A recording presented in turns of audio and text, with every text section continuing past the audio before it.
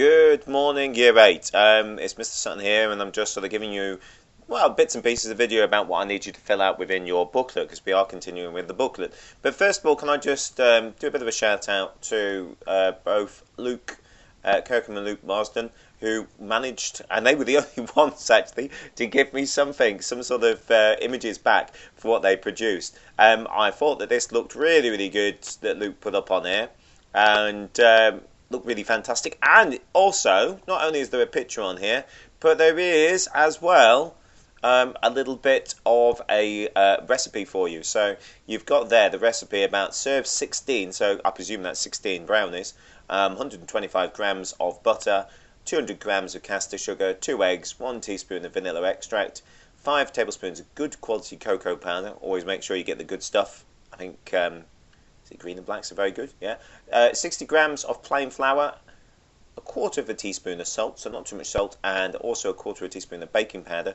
And then there's really quite straightforward to make these, so this could be something that you might want to try for our Easter weekend. Certainly would be quite nice for you to have a little bit of a play around with.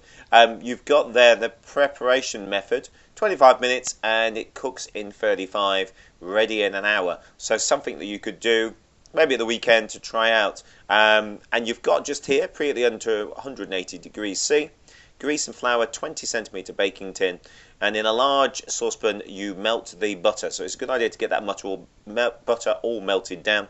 Remove from the heat and stir in sugar, eggs, and 1 tablespoon of vanilla. A little bit of a warning on that one. If you are going to do that, the whole bit about adding the eggs, make sure that it's cooled down enough, because you don't want scrambled eggs. If you put the eggs into a hot, really hot butter, you'll get nice scrambled eggs, which might be fine if you want them for breakfast, but it ain't good for cakes.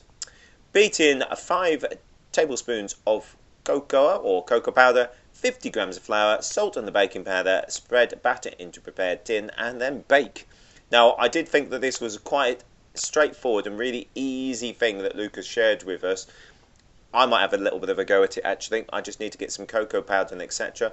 I've got all the stuff to make that, and I'm thinking of doing it as a little bit of a surprise for a few people who I know who live alone, and I'm going to make those up and deliver them to them so that they've got something, making sure, being very careful to be very sanitary, so that they've got something to just lift the spirits this weekend. So it might be something that you want to do. Maybe you want to do that. Make sure they're all nice and sterile, and keep them sterile as well, and maybe just pass them on to people, or just do it for the inside of your own home. I'd also like Luke Marsden as well. He did a fantastic job. He managed to make an apple turnover cake, which is or apple, pineapple and jam turnover, I should say. And it, may I say, Luke, it looks absolutely fantastic. Quite nice pictures of him making those in his kitchen. And I have to also, I just have to mention, I've got exactly the same tiles in my kitchen. I can't believe it. I looked at those and I thought, is that the same tiles I've got? Yes, they're exactly the same. Obviously, great minds think alike. And there you go, he's putting it all in. The great thing about the pineapple and jam turnover is that it's actually, you put all the bits and pieces at the bottom. So, yeah, you can see him doing all those, but yes, all the layout of the jam and also the pineapple is at the bottom, so that when you turn it out, hey presto, you've got that lovely cake just there. And when I say, Luke, it looks fantastic. Now, I really recommend trying to get into the kitchen, trying to do a little bit of stuff, and by all means, please share it with us. It's the same folder. I'll put the link on there. I really love to see some of us. These were actually shared directly with me, but you can literally just plonk them into the folder if need be, and I will make sure that that's all okay for us to do later on. Today, though, there's always some theory work to get sorted out, and it's page number 12 and 13, which is all about eggs and protein. Very, very straightforward, and I want you to use your internet skills, your research skills, to try and help you out. You've got make a list of protein-rich foods from animal sources and from vegetable sources. So, I mean, animal sources, protein, Egg is going to be top on there. Vegetable sauces, well, I want you to try and find out that one, but I'll give you a little bit of a hint. It's brown, you can spread it on toast, and it comes in either crunchy or smooth flavours. I'm sure you know exactly what I'm talking about, but that is a great source of protein. Often, in fact, now, with people going to the gym and being bodybuilders and etc., you get high protein versions of certain spreads. Maybe you can actually think about that one. Eggs, you can see that eggs farming in the UK, not great for our battery hens, 66% of them. Maybe check what eggs you've got and see, which ones your parents have purchased. At the moment, of course, we are a bit limited on what we can choose. I'm lucky enough that I live in a village, and there's some chickens up the road, and they're often out for sale. So my eggs have been the best free range, but that is, I'm a bit lucky in that sense. Why do people buy different types of eggs? And I just want you to think about that. Justify the factors that affect food choice. So I really want you to think about that. There are key reasons why they go for those. I just want you to put a sentence in there. And then we go on to a bit about micronutrients. Vitamins and minerals are called micronutrients. Which of these micronutrients do eggs contain? And I want you to just Google that one. Use your phone, use your tablet, use your laptop, use your PC. Find out which ones are those and circle them. And why would you want to go to work on an egg? This used to be something, they used to have the Egg Marketing Board, which was there for all the egg producers back in the day, and they used to have an advert. It's actually kind of before my time, but I know of it, and it used to be go to work on an egg. And really, there was many reasons. You've got 3 individual ones, so if you go to work on an egg, if you actually have a look for that, if you Google it, and I'm going to do that just now so I can show you. Go to work on an egg, and you will see there is the advert. So there's the very same advert that they had. As you can see, black and white, so it's showing how old it is. And it's the 50s and the 60s in there. But there is a reason why. Why go to work on an egg?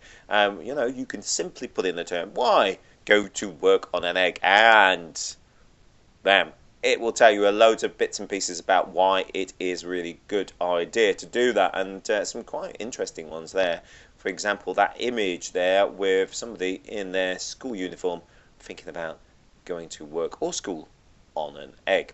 So that's that part of it. Very straightforward. Should be nice and interesting for you. The next page is page number 13, and it just asks you, explain the function of eggs in each of these dishes.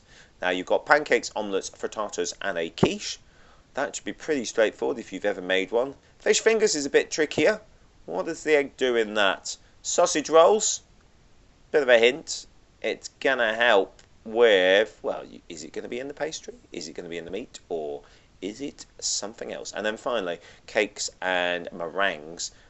If you're doing those chocolate brownies that I talked about earlier, you should be able to tell me what the use of eggs is important. And I have my sister who is vegan, and obviously vegans can't eat eggs. So what do?